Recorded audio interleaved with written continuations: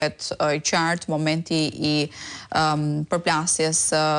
bicikletës me automjetin tip Ford. Mirëmëngjes, Denis, përshëndes. Mirëmëngjes, ju përshëndes dhe unë në fakt një aksident tepër rënd është regjistruar pjesën e sotëm në qytetin e Shkodrës, konkretisht në onazën perëndimore të qytetit në një nga rrugët më të frekuentuara të qytetit e Shkodrës, aty ku dy automjete janë përplasur, ka qenë fakt drejtuesi automjeti me drejtues shtetasin me inicialet AG, i cili ka përplasur një tjetër automjet me drejtues shtetasin FL dhe më pas ka përplasur edhe një shtetas i cili po lëvizte me biçikletë në këtë rrugë, i cili fatkeqësisht ka humbur jetën si shkak i përplasjes për të fort nga drejtuesi, nga automjeti para me drejtues shtetasin AG. Ende nuk është bërë identifikimi i viktimes, i cili drejtuesi i cili ka humbur me një herë e ngjarjes, ndërkohë që mbetet dëmtuar lehtë edhe dy drejtuesi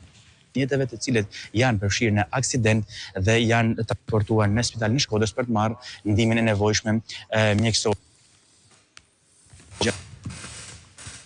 Nga ana tjetër, grupi ka nisur hetimet për të bërë të mundur zbardhjen e shkaqeve të këtij aksidenti tepër të rënd. Është bllokuar momentalisht lëvizja në unazën perëndimore të qytetit të Shkodrës, aty ku ka ndodhur edhe aksidenti, pasi bëhet fjalë për të paktën 3 automjete si shtame me viktim drejtuesin e biçikletës, i cili po lëvizte në këtë rrugë dhe si shkak i përplasjes së fortë që ka marrë nga njëri si që thash, bëhet fjalë për një prej rrugëve më të frekuentuar në qytetin e Shkodrës, pasi shërben edhe si rrugë për të lehtësuar trafikun që në të qytetit e Shkodrës. E qartë, Denis, ne kemi arritur që të kemi siguruar edhe videon e momentit të kësaj ngjarje. Konkretisht,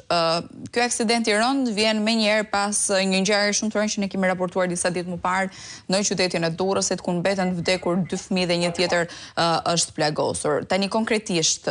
dim diçka në lidhje me dinamikën e kësaj ngjarje, pra ka qenë shpejtësia e automjetit tip Ford që ka shkaktuar vdekjen e menjëhershme të 50 vjeçarit, i cili ishte duke lëvizur me biçikletë. Dhe konkretisht kjo zonë, a ka një limit shpejtësie, a ka patrulla policie të cilat vëzhgojnë duke marrë parasysh edhe ngjarjet e fundit që kanë qenë të shumta të aksidenteve rrugore?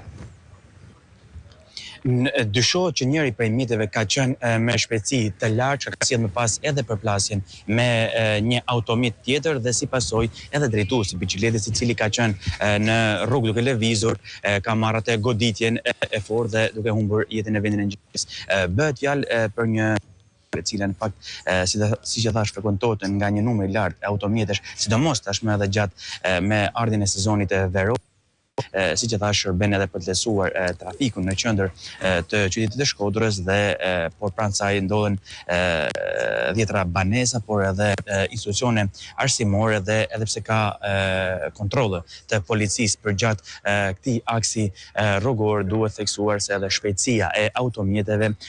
gjatë ditëve të ndryshme vjen të mbetet problem në këtë qytet të Shkodrës. E qartë. Mirë, të falenderoj shumë Denis për gjitha këto informacione. Nëse do të kemi zhvillime të tjera, do të komunikojmë sërish së bashku.